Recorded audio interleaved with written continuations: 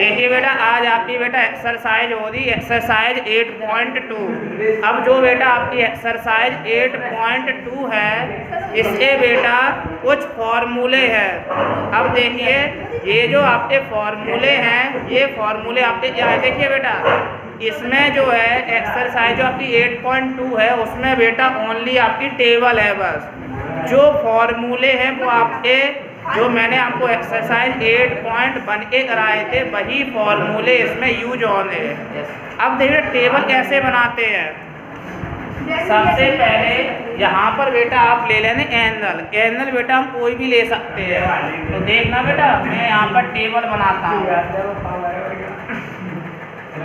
यहाँ पर आपका साइन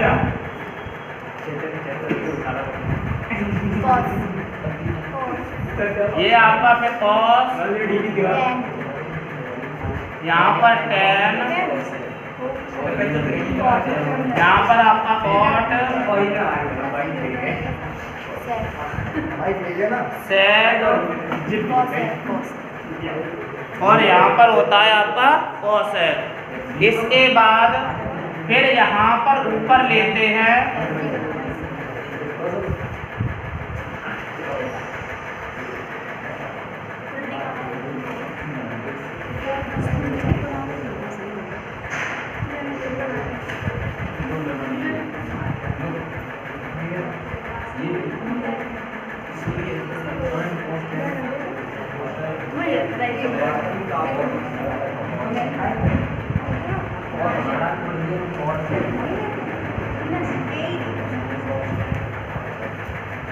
ये जो बेटा टेबल है आपकी अभी आपको बता रहा हूँ।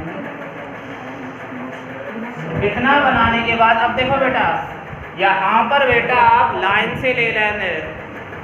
यहाँ पर पहले हो जाएगा आपका 0 डिग्री, फिर आपका हो जाएगा यहाँ पर 30 डिग्री, ये आपका हो जाएगा 45 डिग्री, यहाँ पर होता है आपका 60 डिग्री, फिर आपका होता है यहाँ पर 90 डिग्री,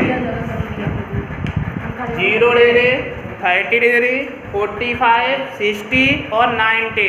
ओनली इन्हीं की ही टेबल होती है और किसी की टेबल नहीं होती। इन्हीं से ही और बनते हैं। जो भी कोई बनते हैं वो सब आपके इन्हीं से ही बनते हैं। तो कैसे बनते हैं यहाँ पर देखो बेटा। यहाँ बनाने के लिए सबसे पहले यहाँ से 0, 1, 2, 3, 4 कितना ले लेते हैं। उसके बाद फिर नीचे लेते हैं 4, 4। ये टेबल बनाने के लिए है। नीचे हाँ 4 ले लेंगे। सबके नीचे 4 का डिवाइड दिया जाता है। 4 ही डिवाइड देने के बाद फिर इसके ऊपर रूट चढ़ाया जाता है। कारण नहीं होता तो हमारे काम में बेटा यही होता है। रीजन होता है अगर क्या रीजन किसी नहीं होता है कोई भी लेते। इसके बाद सभी के नीचे 4 ले लेते हैं। अब देखिए जब 4 का डिवाइड 0 में दिया तो 0 आया। रूट 0 की वैल्यू आपकी 0 होती है। रूट 1 का 1 होता है। 4 का आपका 2 होता है। फिर यहाँ पर 2 है ये कट हो जाएगा आपका 2 बन जा 2, 2 2 जा 4 मतलब ये बचेगा रूट में 1/2। रूट 1 का 1 होता है और रूट 2 का रूट 2 रहता है। रूट 3 का रूट 3, 4 का आपका 2 होता है। 4 से 4 आपका कट हो गया। रूट 1 जो होता है उसकी वैल्यू 1 होती है। ये होता है हमारा साइन का। फिर साइन के बाद जो साइन 90 है वो हमारा कॉस 0 हो जाता है। उल्टी टेबल चलती है। फिर इसके जो साइन 90 होगा कॉस 0 होता है। जो साइन 60 होता है वो हमारा कॉस 30 होता है। जो 45 है वो बीच में है ये हमेशा सेम रहता है। जो कॉस 60 आएगा वो जाएगा आपका साइन 30 और इसके बाद जो आपका कॉस 90 आएगा वो जाएगा ये वाला मतलब पीछे से उल्टा चलता है। ये 0 हो जाएगा, ये 30 हो जाएगा, ये आपका 45, ये 60, फिर ये हो जाएगा आपका 90। कितना आ गया। इतना करने के बाद अब आपको tan ए मैंने और cot ए फॉर्मूले लिखवाए थे 8.1 में। tan थीटा इक्वल होता है sin theta upon cos theta. और cot थीटा इक्वल होता है cos theta upon sine theta. अब जब यहाँ पर tan थीटा मतलब है साइन अपॉन कॉस, तो साइन है 0, कॉस है 1, 0 अपॉन 1 आपको पता है 1 0 नीचे है, 1 का डिवाइड जब 0 में देने तो आंसर आता है 0। उसके बाद फिर ये अपॉन में रखे जाएंगे 1/2 और अपॉन में √3/4। सेकेंड से फोर्थ वाला कट जाता है, आपका बचेगा 1/√3। ये दोनों सेम है तो इसका आ जाता है 1। फिर यहाँ पर 2 से 2 कट हो रहा है, बचेगा √3/1। 1 की नीचे कोई वैल्यू नहीं है तो इसका आंसर हो जाता है √3। tan 60 की वैल्यू √3। फिर है 90 तो 1/0। मैंने बताया 0 का डिवाइड देने किसी भी नंबर में जब 0 में लगता है, जब 0 में लगेगा तब 0 आता है, जब 0 का ही देते हैं तब आता है इनफाइनाइट अनंत। इसकी आता साइन जो हमारे मैथमेटिशियन है उन्होंने आता इसकी वैल्यू नहीं सर्च कर पाई है। अब देखिए जो हमारा कॉट होता है या तो आप उससे निकाल लो कॉस अपॉन साइन से, या फिर आप इसी का सीधा सीधा उल्टा करते चले जाओ, दोनों से एक ही आंसर आता है। चाहे तो आप कॉट का फॉर्मूला लगा दो कॉस अपॉन साइन तब भी वही आंसर आएगा, या फिर इसका उल्टा चलता है। यहाँ इनफाइनाइट है तो इनफाइनाइट √3 1/√3 ये 0। फिर आ गया आपका सेक थीटा का मैंने फॉर्मूला लिखवाया था। सेक थीटा का फॉर्मूला होता है 1/cos थीटा, मतलब cos का उल्टा 1 में, तो यहाँ 1 है, 1 का उल्टा 1, √3/2 का उल्टा 2/√3, 1/√2 का उल्टा √2, 1/2 का उल्टा 2 और 0 का उल्टा 1/0 मतलब इनफाइनाइट। फिर वही रूल इनफाइनाइट का इधर आ जाएगा, 2 आपका ये आ जाएगा, फिर आपका 2 के बाद ये √2, 2/√3 और ये है आपका 1।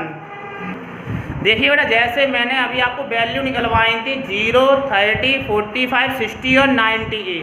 कभी कभी बेटा ऐसा होता है कि जैसे मान लीजिए उन्होंने कहा बेटा आपको बिना टेबल बनाए आपको इसकी वैल्यू बतानी है, तब हम बेटा कैसे निकालें? तब ये जो क्वेश्चन होते हैं तब इन्हें हम बेटा 8.1 मैंने एक्सरसाइज कराई थी उससे भी करा देते हैं, लेकिन उससे बस ये अलग अलग निकालने में थोड़ा टाइम लगता। देखो बेटा जैसे मान लो आपसे पूछा कि sin 45 की वैल्यू निकालो, तो देखो बेटा आपने 8.1 में मैंने आपको बताया था पूरी राइट ट्राइंगल पर थी 90 डिग्री के अंदर राइट ट्राइंगल पर। देखो बेटा मैंने एक बना लिया राइट ट्राइंगल, इस राइट ट्राइंगल पे मान लो मैंने यहाँ मान लिया एंगल 90। अब आप कुछ भी एंगल यहाँ पे ले लो, कोई सा भी नेम, मान लो मैंने नेम से दे दिए ABC, आप चाहे यहाँ से स्टार्ट कर दो कहीं से भी कर दो, ये आपकी चॉइस है। इसके बाद मैंने आपको ये भी बताया था कि आप कहीं पर भी एंगल ले सकते हैं, जहाँ पर चाहो तहाँ पर, चाहे यहाँ ले लो चाहे यहाँ ले लो। मान लो आपको C पे चाह, मान लो मैंने C पे एंगल ले लिया। अब जैसे मुझे ये निकालना है C, अब बेटा इसमें मुझे पता है यहाँ 90 है ना, और अभी जब मैं निकालता हूँ ओनली 45 डिग्री के एंगल, मैं अभी निकाल रहा हूँ आपका ओनली 45। जब मैं 45 निकालूंगा इसका मतलब मुझे पता है ये दोनों एंगल 45 पे होने तभी तो मैं 45 डिग्री का एंगल निकाल पाऊंगा, क्योंकि यहाँ 90 है ये 45 तभी मेरा हो जाएगा 180। मतलब इन दोनों जब 45 में मान लूँगा। अगर बेटा ये दोनों एंगल जो हैं वो मेरे 45 है, मैंने ले लिए 45, मैंने लिख लिया angle A equal angle C equal 45 degree. इसका मतलब क्या हो रहा है? ये हो रहा है कि जब अपोजिट एंगल इक्वल हैं तो इनकी अपोजिट जो साइडें हैं वो भी हमारी इक्वल होनी, क्योंकि ये रूल होता है आइसोस्केल ट्राइंगल में कि अगर अपोजिट साइडें इक्वल है तो अपोजिट एंगल इक्वल, अगर अपोजिट एंगल इक्वल है तो उसकी अपोजिट साइडें इक्वल होनी। इसके अपोजिट ये वाली साइड है और इस एंगल के अपोजिट ये वाली साइड है। इसका मतलब आपकी AB और जो BC साइड है वो बेटा आपकी इक्वल होंगी ए बी और बी सी। अब बेटा इसमें हम लगा देते हैं पीजीटी, क्योंकि हमारे पास हाइपोटेनियस नहीं है। जब हाइपोटेनियस नहीं लगाओ पीजीटी, ये हमें पता है हाइपोटेनियस है क्योंकि ये 90 के सामने बना है। इसमें मैं लगा देता हूँ PGT in right triangle A B C. इन दोनों में से या किसी को भी परपेंडिकुलर बेस मान लो। ये सीधा सीधा फिगर बना है तो मैं इसे ही परपेंडिकुलर मान लेता हूँ, इसे बेस। नहीं हो तो कोई सा भी आप मान सकते हैं, बस इतना ध्यान रखना परपेंडिकुलर बड़ा होता है, बेस छोटा होता है, और हाइपोटेनियस जो है वो सबसे बड़ा होता है। लेकिन इसी कंडीशन अपवाद है वो कि कभी कभी बेस थोड़ा सा बड़ा हो जाता है, वो इसी में अपवाद है, वो तो हर चीज़ में। अब देखो बेटा, इसमें लगाना है हाइपोटेनियस, मतलब मुझे ए सी निकालना है। तो हाइपोटेनियस इसका इक्वल होता है परपेंडिकुलर का स्क्वायर प्लस बेस का स्क्वायर। जो हमारा परपेंडिकुलर और जो बेस है दोनों सेम है, तो अब इन्हीं कुछ भी मान लो मैंने इनकी ए मान ली, ये दोनों ए है, तो यहाँ पर हो जाएगा ए स्क्वायर प्लस ए स्क्वायर। ए स्क्वायर आपके होते हैं 2a स्क्वायर। जब आप बेटा स्क्वायर हटाएंगे तो इस तरफ चढ़ जाएगा आपका रूट, और आपको पता है बेटा √2 तो √2 रहता है, लेकिन यहाँ एक स्क्वायर है तो रूट से बाहर ए निकल आएगा, मतलब ए सी निकल आया हमारा √2a। अब अगर देखना, अगर मैं ऐसी आधार पर sin 45 निकालूं, मैं इसी आधार पर cos 45 निकालूं, tan 45 निकालूं, मतलब 45 वाले आप चाहे कोई से भी एंगल निकाल लेना, जो टेबल से वैल्यू आई थी वही आपकी इससे आई। देखिए कैसे, साइन का मैंने पढ़ा था P/H। अब एंगल आप कोई सा भी ले लो, इसमें चाहे ये वाला 45 मान लो, चाहे ये वाला, आंसर उतना ही आना। P इतना है, यहाँ पे इधर मानो है तब भी A है, इधर मानो तब भी A है, तो A P हो गया अपॉन H कितना है √2a। A से A कट गया, आंसर आ गया 1/√2। मान लो cos 45 ले लो B/H, ये लो दे तो ये P, मतलब ये भी कोई सा भी ले लो तो B/H। A से A कट गया 1/√2। tan 45 ले लो P/V, कोई सा भी ले लो तब भी वही रहेगा A/K। क्यों रहेगा, अगर मान लो ये लिया तो इसके सामने ये P, तो ये B बचेगा। ये वाला एंगल ले लो तो ये P, तब ये B बचेगा, तो A/K आपका 1। ऐसे ही आप चाहे cot 45 हो, चाहे sec 45 हो, चाहे cosec 45 हो, आप इससे भी इसकी वैल्यू निकाल सकते हैं।